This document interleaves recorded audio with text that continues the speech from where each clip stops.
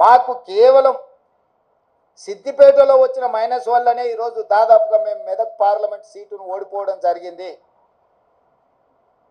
అంటే బీఆర్ఎస్ను నమ్మి నిలబడ్డ వెంకట్రామరెడ్డిని నమ్మించి మోసం చేయడమే కాకుండా కాంగ్రెస్ పార్టీని ఓడించాలా, కాంగ్రెస్ పార్టీ అంటేనే ఏవగింపు లేకపోతే కోపము ప్రదర్శించి ఆత్మ బలిదానం చేసుకొని అవయవ మార్పిడికి పాల్పడి ఈరోజు బీజేపీని గెలిపించారు.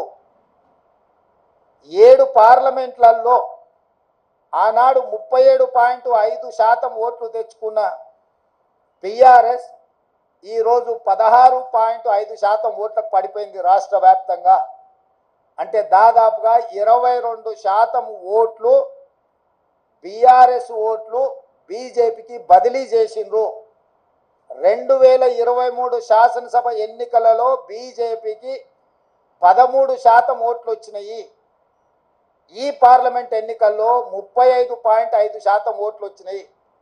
సరిగ్గా బీజేపీ ఓట్లు 22.5% పెరిగితే బీఆర్ఎస్ ఓట్లు 37.5% నుంచి 16.5%కి పడిపోయినాయి అని అంటే సరిగ్గా 21% 22% ఓట్లు బీఆర్ఎస్ వాళ్ళు బీజేపీకి బదిలీ చేసిండ్రు.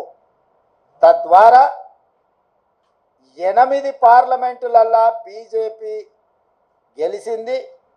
8 పార్లమెంట్లల్లా బీఆర్ఎస్ డిపాజిట్లు గల్లంతైనాయి. ఒక్క మెదకులో ఓడిపోయిన దాంట్లో మాత్రమే వాళ్ళకి డిపాజిట్ వచ్చింది.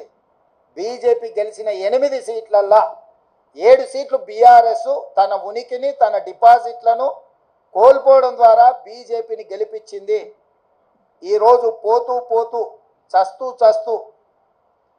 ఇవాళ బీజేపీని గెలిపించే ప్రయత్నం ఈ రాష్ట్రంలో బీఆర్ఎస్ చేసింది. చంద్రశేఖరరావు, హరీష్, కేటీఆర్ చేసిండ్రు. ముచ్చింతల్లోని స్టాచ్యూ ఆఫ్ ఈక్వాలిటీ ఆధ్యాత్మిక కేంద్రంలో Ilaiyaraaja live in concert Samatha Ilayaragam June 8 సాయంత్రం 6 గంటల నుంచి. Book your tickets on book my show. మొన్న జరిగిన శాసనసభ ఎన్నికల్లో 39 ఎమ్మెల్యే స్థానాలలో బీఆర్ఎస్ గెలవడం జరిగింది. ఈ ఎన్నికల్లో 119లో కేవలం 3 సీట్లలోనే మెజారిటీ వచ్చింది బీఆర్ఎస్. అది సిరిసిల్ల, సిద్దిపేట, గజ్వేల్. అంటే ఈ రాష్ట్రంలో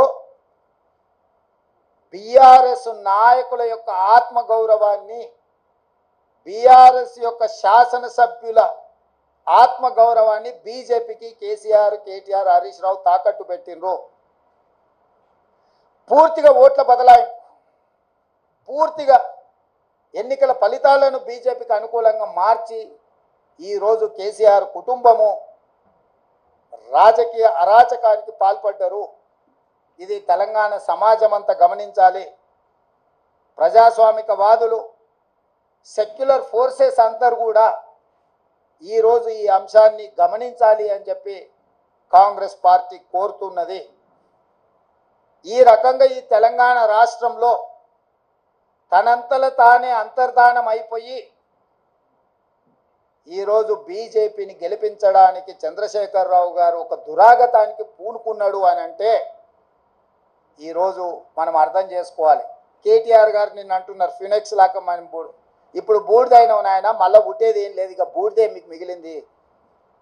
ఆ బూడిది తీసుకెళ్ళి మీ బావకు మీ నాయనకి ఇద్దరికి బుయ్యి ముఖానికి సరిపోతుంది, గాడికి మీ కథ సుఖాంతం అయిపోతుంది.